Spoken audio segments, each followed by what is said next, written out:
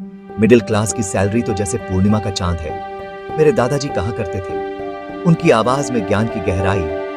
महीने आती है और उतनी ही जल्दी गायब। हंसते हुए कहे उनके ये शब्द मेरे लिए, और शायद आप में से कई लोगों के लिए भी एक गहरी सच्चाई रखते हैं। मिडिल क्लास जो अक्सर अपनी आकांक्षाओं और चिंताओं के बीच जूझता रहता है, वो आराम और तंगी के बीच एक रस्सी पर चलने जैसा है।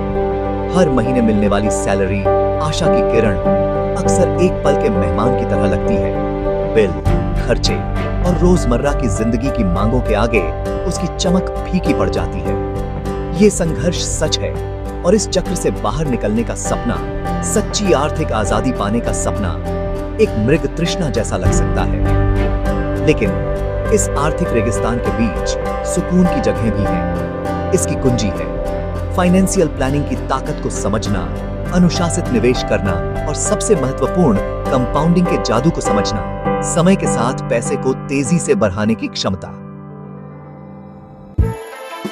सपनों और आकांक्षाओं का शहर मुंबई 3 बचपन के दोस्तों ऋषभ, शौर्य और आकाश के आर्थिक सफर का गवाह बना। रायपुर जैसे छोटे से शहर से आए ये तीनों दोस्त डिग्रियां, जज्बा और एक जैसी मिडिल क्लास परवरिश लेकर सपनों के शहर में आए थे।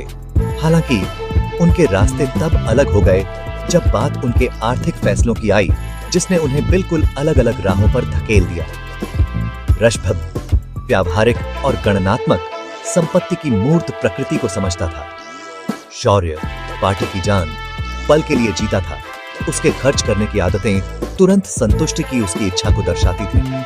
आकाश पढ़ाकू किस्म का, ज्ञान की शक्ति में विश्वास करता था। उसने खुद को वित्त और निवेश की दुनिया में डुबो दिया। उनकी कहानियां हालांकि काल्पनिक हैं, लाखों मिडिल क्लास लोगों द्वारा सामना की जाने वाली आर्थिक सच्चाइयों के लिए एक शक्तिशाली रूपक के रूप में काम करती। ऋषभ जो हमेशा से ही समझदार था, रियल एस्टेट की स्थिरता और क्षमता की ओर आकर्षित हुआ।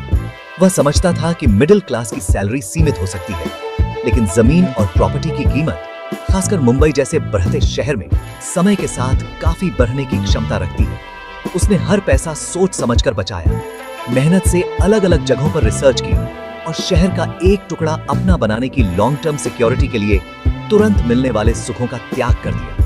उसका पहला निवेश एक विकासशील उपनगर में एक छोटा सा एक बेडरूम का अपार्टमेंट उसके रियल एस्टेट पोर्टफोलियो की नींव बन गया। उसने उस अपार्टमेंट को किराए पर दे दिया, जिससे मिलने वाली किराए की आय से अपनी बचत को और बढ़ाया और धीरे धीरे अपनी अगली खरीदारी के लिए डाउन पेमेंट जमा की। सालों बाद ऋषभ के पोर्टफोलियो में कई प्रॉपर्टीज थी। हर एक उसके अनुशासित दृष्टिकोण, मूर्त चीजों में उसके विश्वास और लंबे खेल को समझने की उसकी क्षमता का प्रमाण थी। शौर्य ऋषभ के बिल्कुल विपरीत एक ऐसा जीवन जीता था जो तुरंत मिलने वाले सुखों से प्रेरित था। उसने शहर की रंगीन नाइट लाइफ को अपनाया, महंगे गैजेट्स, डिजाइनर कपड़े और लगातार छुट्टियां मनाने में पैसे खर्च किए। उसके सोशल मीडिया फीड्स एक ऐसी जिंदगी की ध्यान से बनाई गई तस्वीरें थीं जो तेज रफ्तार से जी जाती है, एक ऐसा दिखावा जो उसकी बढ़ती आर्थिक अस्थिरता को छुपाता था। वह हर महीने मिलने वाली तनख्वाह पर जीता था। उसकी मिडिल क्लास सैलरी उसकी ज्यादा खर्च वाली जीवन शैली को बनाए रखने के लिए संघर्ष कर रही थी। बचत करने या निवेश करने का विचार उसे अजीब लगता था। उसके आर्थिक फैसले लंबे समय की सुरक्षा की इच्छा से नहीं, बल्कि कुछ खो देने के डर से प्रेरित होते थे। जैसे जैसे साल बीतते गए, उसकी आर्थिक लापरवाही का बोझ उस पर भारी पड़ने लगा, जिससे वह कर्ज और पछतावे के चक्र में फंस गया। आकाश जो ग्रुप में शांत रहने वाला और सबको ध्यान से देखने वाला था, उसने गणनात्मक और विश्लेषणात्मक दिमाग से अपने पैसों को मैनेज किया। वह समझता था कि जहां रियल एस्टेट स्थिरता प्रदान करता है, वहीं शेयर बाजार अपने अंतर्निहित उतार चढ़ाव के साथ तेजी से विकास की क्षमता रखता है। उसने वित्तीय स्टेटमेंट को समझने, कंपनियों पर रिसर्च करने और बाजार की पेचीदगियों के बारे में खुद को शिक्षित करने में अनगिनत घंटे बिताए। उसने छोटी शुरुआत की, स्टॉक और म्यूचुअल फंड के विविध पोर्टफोलियो में हर महीने अपनी सैलरी का एक हिस्सा निवेश किया। वह धैर्य के महत्व को समझता था, बाजार के उतार चढ़ाव से कैसे निपटना है ये जानता था और कंपाउंडिंग की शक्ति को समय के साथ अपना जादू चलाने देता था।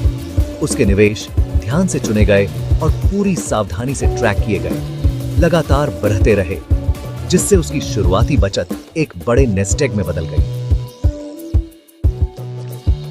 आकाश की निवेश रणनीति के केंद्र में कंपाउंडिंग की शक्ति की गहरी समझ थी, एक ऐसी अवधारणा जिसे अक्सर दुनिया का 8वां अजूबा बताया जाता है।